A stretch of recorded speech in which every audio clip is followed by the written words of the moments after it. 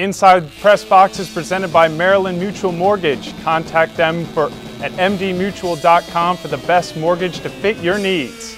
And we are back with Andy Bilello, Director of Business Development or Associate Editor, Publisher over at Inside Lacrosse. We've got the Minolta Classic coming up, a Konica Minolta Classic, correct? That is correct. The Konica Minolta Face-Off Classic. It's March the 12th at M&T Bank Stadium. And you got 3 big games this time. You've got, who is it? The first one is Georgetown. Georgetown, Syracuse starts off the day at 11 a.m. Then it's followed by Cornell playing Virginia at 1:30.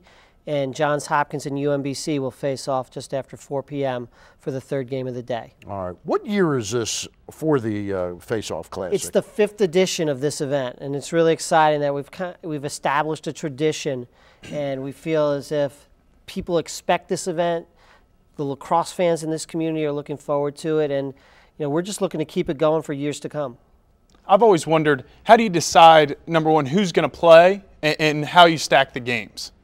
Well, we try and get the best teams we can.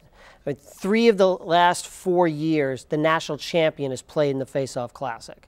I think that's an indication more that we've gone to teams that are going to be really good, more than even how the experience helps them as the season progresses, although that might be a factor. It began as an idea of let's take 2 great games that were already scheduled on the same weekend, where Johns Hopkins and Princeton and Syracuse and Virginia had been playing each other for years. And for almost 20 years, those were the only 4 teams that won a national title. As much as the sport has grown and the competition has increased, it's still been hard for teams to win all the games at the end of the year to win a national title.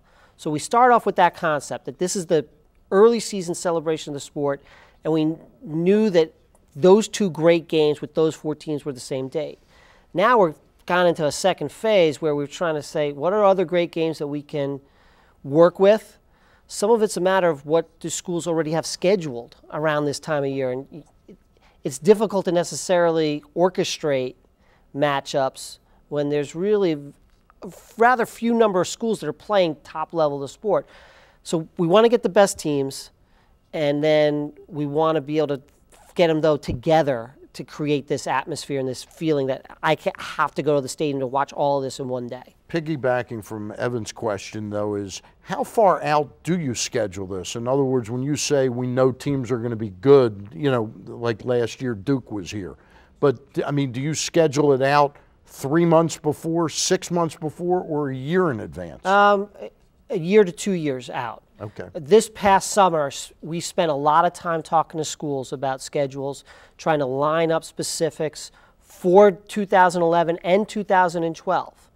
And we lock in most of the time for 2-year arrangements, because the best teams and the coaches who are preparing programs to compete for a national championship, they usually don't want to give up a home date without their opponent also giving up a home date. And then they at least feel that they're in it together.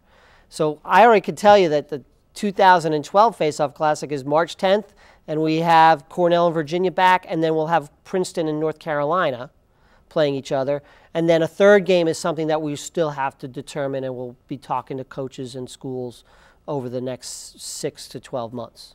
So we have the Face-Off Classic this weekend, but then we have the Big City Classic. Talk to me about the reception you've gotten from coaches and the feeling of excitement that they've gotten from their players about what you guys are doing, because this is something that's never been done in the sport. You're taking our sport and you're putting it in a professional atmosphere.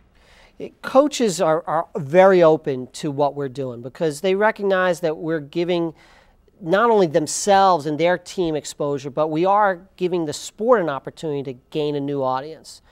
The challenge that some of the coaches have is that they can't give up all their games, and quite honestly, there's very few schools that are always at the top of the polls that you feel are going to attract fans. So that's part of our balancing act, is how can we get Johns Hopkins and Virginia and Syracuse and Maryland and Navy and some of these schools in, but still expand it and get some other schools involved as well. It's something that the coaches recognize helps their athletes. It's a part of fulfills their educational mission to give them a unique experience.